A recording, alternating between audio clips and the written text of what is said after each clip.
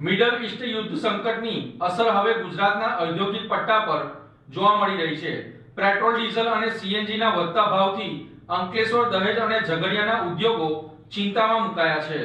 ઉદ્યોગોનું chemical વહન કરતા કન્ટેનરના ભાડામાં 18% સુધીનો વધારો થયો છે। ગોલ્ડન કોરિડોરનો ઇમ્પોર્ટ એક્સપોર્ટનો મોટાભાગનો વ્યવહાર મુંબઈ સ્થિત જવાહરલાલ નહેરુ પોર્ટ પરથી થાય છે। આ ભાવ વધારો સૌથી મોટો ફટકો મુંબઈ પોર્ટ પરથી આવતા અને ત્યાંથી રવાના થતા કન્ટેનર ટ્રાન્સપોર્ટને પડ્યો છે। એક મહિના પહેલા મુંબઈ પોર્ટ પરથી અંકલેશ્વર સુધી 20 ફૂટ લાંબા કન્ટેનર લાવવા અંદાજે 34,000 થી 36,000નો ખર્ચ થતો હતો, જે હાલ 39,000થી લઈને 42,000 સુધી પહોંચી ગયો છે। એટલે પ્રતિ ટ્રીપ 5 થી 6,000 રૂપિયાનો વધારો સહન કરવો પડે છે। ઘણા ટ્રાન્સપોર્ટરો દ્વારા ઈંધણના ભાવ વધારાની સામે 15 થી 18% સુધીનો નૂર વધારો ઝીકવામાં આવતા ઉદ્યોગકારોનું બજેટ ખોરવાયું છે। દૈનિક ઇમ્પોર્ટ એક્સપોર્ટ કરતા લાર્જ સ્કેલ યુનિટના આંકડા જોઈએ તો આ ઉદ્યોગો માટે માસિક ટ્રાન્સપોર્ટનો ખર્ચ 5 લાખ સુધીનો વધારાનો બોજો સર્જાયો છે। ઉદ્યોગોને નક્કી કરાયેલા કોન્ટ્રાક્ટરનું બહાનું આગળ કરી પૂરો ભાવ વધારો આપતા ન હોવાનું ટ્રાન્સપોર્ટર સેક્ટર નુકસાનનો સામનો કરી રહ્યું હોવાનું ટ્રાન્સપોર્ટર દ્વારા જણાવવામાં આવી રહ્યું છે। ક્રૂડ સંકટથી કોસ્ટ ઊંચાઈએ જતાં ઉત્પાદન પ્રભાવિત થઈ રહ્યું છે। અંકલેશ્વર પાનોલી પટ્ટામાં dyes, pigment, pharma, intermediate, speciality chemicals અને સોલ્વન્ટના ઉત્પાદનનું થાય છે। ઝઘડિયામાં એગ્રી કેમિકલ્સ અને એપીઆઈ મેન્યુફેક્ચરિંગ, જ્યારે દહેજ અને વાગરા વિસ્તારમાં petrochemicals, polymers, methanol, acetic acid, caustic soda અને ઇન્ડસ્ટ્રીયલ ગેસીસનું ઉત્પાદન થાય છે। આ ઉત્પાદનો માટે ક્રૂડ આધારિત raw material Saudi Arabia, UAE, Qatar અને સિંગાપુરથી આયાત થાય છે, જ્યારે નિકાસ અમેરિકા, યુરોપ, ચીન, બ્રાઝિલ અને આફ્રિકન દેશોમાં થાય છે। ભરૂચ જિલ્લાના ઔદ્યોગિક એકમોના આંકડાની વાત કરીએ તો અંકલેશ્વરમાં 1500, પાનોલીમાં 500, ઝઘડિયામાં 400, દહેજ પીસીપીઆરઆઈ એટલે કે સેઝમાં 450, વાગરા વિલાયત નર્મદાનગર ઝોનમાં 300 જેટલા ઉદ્યોગો આવેલા છે। ઉત્પાદન કિંમત પર ઘણી માઠી અસર પડી રહી છે। કેમિકલ અને ફાર્માસ્યુટિકલ ઉદ્યોગોમાં પાવર, ફ્યુઅલ અને લોજિસ્ટિકનો હિસ્સો મોટો હોય છે। ઈંધણ મોંઘું થવાના કારણે ઉદ્યોગોની એકંદર ઉત્પાદન કિંમતમાં 15%નો સીધો વધારો નોંધાયો છે। ડીઝલ અને અન્ય ક્રૂડ આધારિત ફ્યુઅલથી બોઇલર અને પાવર બેકઅપ પ્લાન્ટ ચલાવતા ઉદ્યોગો પર વધારાનું આર્થિક ભારણ આવ્યું છે। ક્રૂડ ઓઇલ આધારિત બેઝિક રો મટીરિયલ્સ જેવા કે બેન્ઝીન, ટોલ્યુઇન, સોલ્વન્ટના ભાવમાં 20%નો ઉછાળો જોવા મળ્યો છે, જેના કારણે વર્કિંગ કેપિટલની તંગી સર્જાઈ છે। મિડલ ઈસ્ટમાં જહાજના માર્ગો પ્રભાવિત થતાં આયાતમાં વિલંબ અને ફ્રેટ ચાર્જમાં 15 થી 20%નો વધારો નોંધાયો છે। ડીઝલ આધારિત પ્લાન્ટ ચલાવવા એકમો માટે વીજ ખર્ચમાં પણ 10 થી 18%ના વધારો થવાની શક્યતા છે।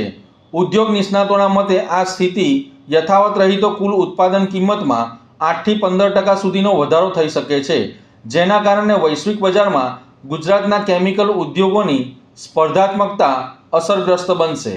કેમિકલ નિકાસમાં ભરૂચનું 19% યોગદાન છે। ભરૂચ કુલ કેમિકલ નિકાસમાં લગભગ 19% યોગદાન આપે છે। ભરૂચ જિલ્લો દર વર્ષે અંદાજિત કુલ રૂપિયા 1.15 લાખ કરોડથી 1.25 લાખ કરોડનો આંતરરાષ્ટ્રીય વેપાર કરે છે।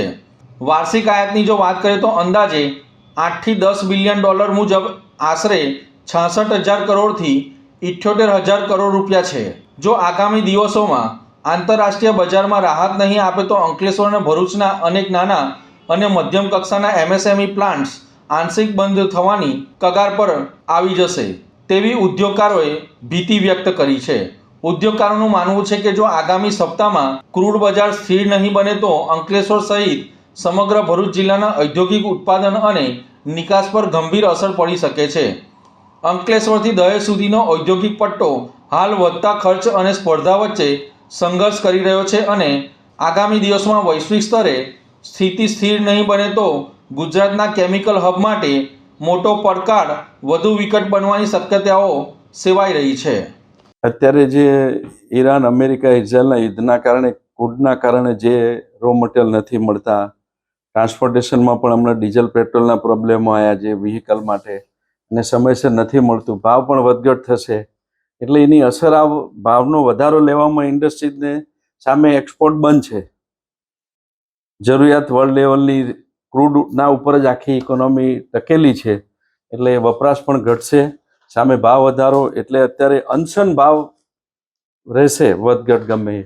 એટલે ઇન્ડસ્ટ્રીઝ ઉપર આની માઠી અસર આવશે, રોજગારી પણ ઘટશે, રેવન્યુ પણ સરકારની ઘટશે. એટલે જલ્દી આ યુદ્ધ પૂરું થાય અને આ જે ભાવ વધઘટ થાય છે એ સ્ટેબલ થાય, એ ઇન્ડસ્ટ્રીઝ અને પબ્લિકના હિતમાં છે. ઈરાન, ઇરાક, ઇઝરાયલ વચ્ચેનું યુદ્ધની પરિસ્થિતિ છે તેમાં ક્રૂડના ભાવ સતત પ્લસ માઇનસ થયા રહ્યા છે. છેલ્લા 10 દિવસમાં ડીઝલ અને પેટ્રોલના ભાવમાં અંદાજિત 9 થી 10% ભાવ વધારો આવેલ છે. ગઈકાલે બી અંદાજિત 2.5 થી 3 રૂપિયાનો વધારો આવેલ છે, જેથી ટ્રાન્સપોર્ટ જગતમાં ટ્રાન્સપોર્ટેશનના ભાવ વધશે. એટલે રો મટીરિયલનું જે ઇનપુટ અને આઉટપુટ ઇન્ડસ્ટ્રીઝમાં થતું હશે એમાં ટ્રાન્સપોર્ટેશન કોસ્ટ વધશે, ભાવમાં વધારો આવશે.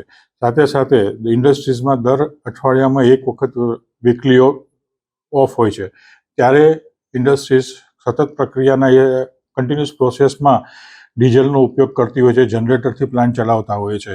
તેથી પ્રોડક્શન કોસ્ટ બી વધશે. અને જો હાલની પરિસ્થિતિ આવી રહીને સતત ક્રૂડમાં અને પેટ્રોલ ડીઝલના ભાવ વધતા રહેશે તો ઉદ્યોગ જગતમાં કોસ્ટિંગના હિસાબે માર્કેટમાં ટકવું મુશ્કેલ પડશે.